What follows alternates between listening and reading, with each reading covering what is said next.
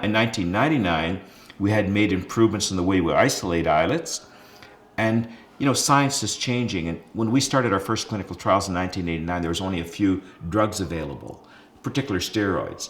But over those 10 years, there's a lot of new drugs that came on board that were less toxic, to the kidneys and others. And so in 99, we got rid of some of the drugs, the steroids in particular. We had improved the way in which we isolated islets. We could get more islets out from a pancreas. So that's when the Edmonton Protocol became developed, with James Shapiro on board, but with the new anti-rejection drugs and better islets, that we had isolated. And then that showed for the first time that we had improved clinical success from 10% to 100% of the patients off insulin. And really the Edmonton Protocol has and still sets the standard worldwide for islet transplantation. The problem is, though, we're relying on organ donors, okay? And so in Canada, there's only 400 pancreases, and there's 6,000 new type 1 diabetics.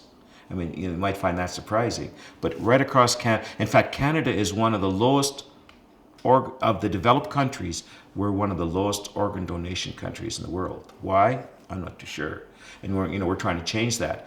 So if we got every pancreas, which we don't, right across Canada, we could only carry out 400 transplants. Okay? So one of the problems, there's not enough organs around.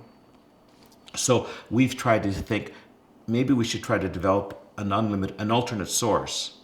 And so we've looked at that, and this alternate sources people would know as stem cells. We thought that maybe why not use pig islets? Okay? Because when Banting and Best discovered insulin in 1922, they used pig pancreases from the slaughterhouses. And so what we found, and so pig insulin has been used in patients for years. So we said, well, why not use pig pancreases to get the islets? In 1995, we worked out a method to isolate a large number of islets from this young pig pancreas. The advantage is that because it's young, it continues to grow. And so we've shown that in fact we can take these islets and we can transplant and we can cure. We've recently shown we can cure diabetic monkeys or non-human primates long term.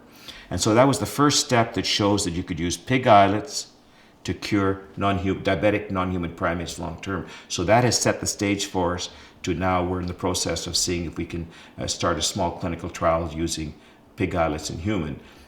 If it's as successful as the non-human primates experiment, then we would have an unlimited supply, because what we would have is we could have a herd of pigs, if you will, to produce, that would supply us with the islets or the pancreases that we could carry out in our patients. Now, so our first clinical trials, we still have to use anti-rejection drugs and in general, anti-rejection drugs are not good. I mean, they're always, even though they're less toxic, they're still toxic. But one of the advantages in using the pig is you can engineer a pig. And so you can engineer it in such a way that you can put in different genes in there so that when you isolate the islets, they secrete what you want, the insulin, glucagon, etc. But they also secrete immunosuppressive products so that you would get local immunosuppression so the islets would protect themselves from immune attack. And that technology is available right now. So that's why the appeal is, number one, the pig insulin would work well. We know that. We know we can cure non-human primates, so there should be no reason why we can't, use it in humans. And on a theoretical basis, you could engineer a pig that in fact you wouldn't have to use anti-rejection drugs.